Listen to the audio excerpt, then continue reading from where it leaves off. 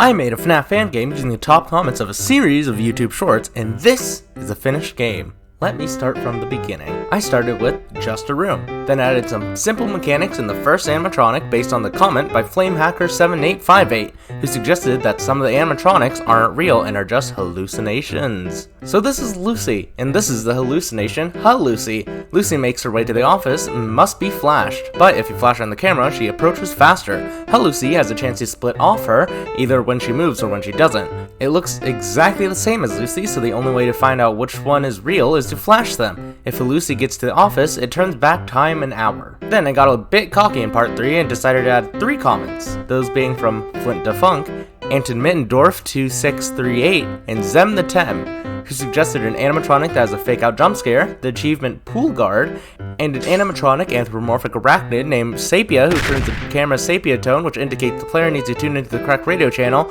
with a hallucination version named Sepeha, who plays electro swing on the radio, which indicates the player needs to tune to a different channel, or else it applies a VHS filter and turns back time if not done.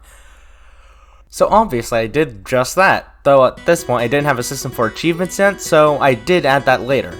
I did officially make the location a pool at this point though, just so the achievement would make sense. I then updated the cams. That's all I did in part 4. The top 2 comments by Greedy Goober and Vainest of Gaming were for me to update the cams. It was at this point I also updated the animatronics so they didn't look like pixel art done by someone who doesn't know what pixel art is, and officially made Sapia and Sepeha's songs. Then, 13th Kraken handler Lynn suggested a goose. Their name is Roxy, and they need to be looked at in the cams. Roxy isn't part of the pool's branding and just appeared.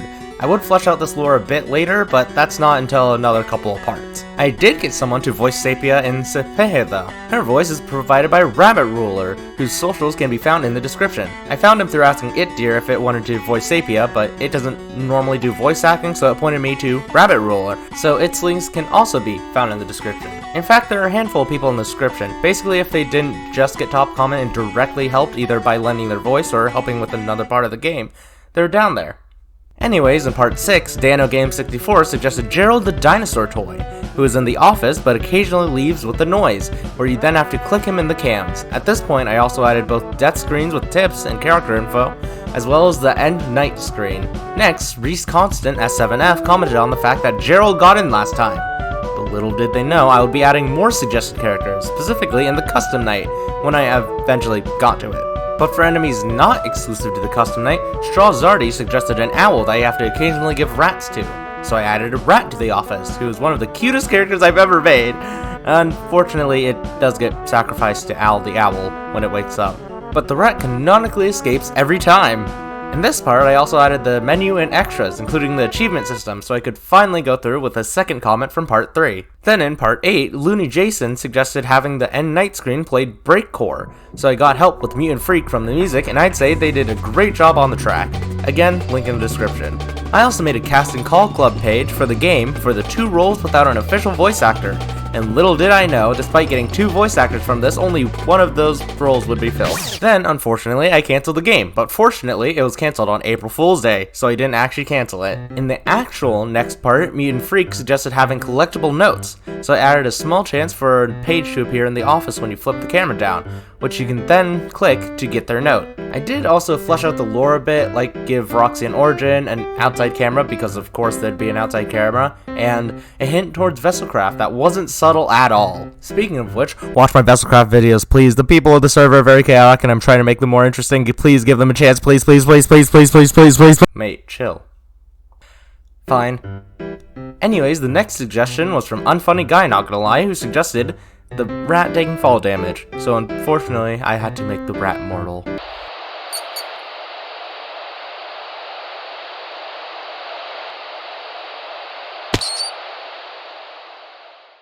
If it dies, you can no longer deal with Al, so killing it is a bad idea, all things considered.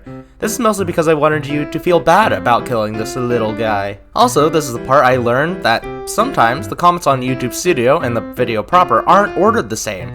So there were actually 2 top comments, the other being from Sirix6165, who suggested a button that explodes the pizzeria. Unfortunately, this isn't a pizzeria, so it canonically explodes Freddy Fazbear's Pizzeria, to Ralph's horror. Now, the final suggestion was by Vainest of Gaming, who suggested having mini-games, so I added 5, and that's why this part took so long to come out.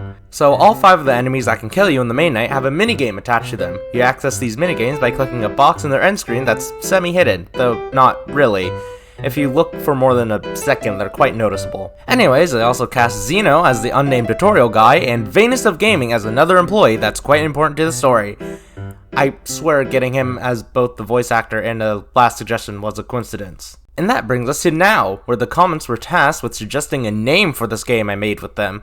And there were only 3 valid options. From Venus Gaming came Drowning in Air. From Some Bacon MF came Pool Security. And the option that won the poll, Survive the Deep End at Lucy's, from Unfunny Guy Not Gonna Lie. So that's what the game is called, Survive the Deep End at Lucy's. The game is available now on GameJolt, so go play it if you want to learn the lore I made for it. Also, I have finally cast Lucy.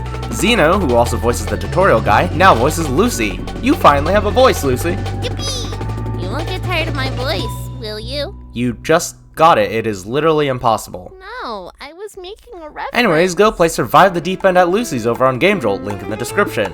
And again, thanks to Mutant Freak, Rabbit Ruler, Venus of Gaming, Xeno, It Deer, Flamehacker 7857, Flint Defunk, Anton Mittendorf 2638, Zem the Tem, Greedy Goober, 13th Kraken Handler Lynn, Dano Game 64, Reese Constant S7F, Strawzardi, Looney Jason, Unfunny Guy Not Gonna Lie, Cyric 6165, Some Bacon MF, and everyone else who left a comment on any of the shorts and other places for making this series possible. I might do another one of these in the future, but I'll probably do things a bit differently. But you'll have to just see when I do another game like this. I'll hopefully see you later, because... Wait, this isn't a short. Bye!